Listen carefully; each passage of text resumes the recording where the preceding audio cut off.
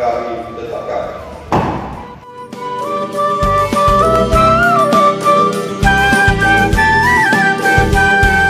Alhamdulillah, hari ini pemerintah daerah bersama DPRK telah menyepakati rancangan pertanggungjawaban BPK tahun anggaran 2021 dengan tepat waktu atau dalam masa waktu yang diatur oleh ketentuan undang-undang.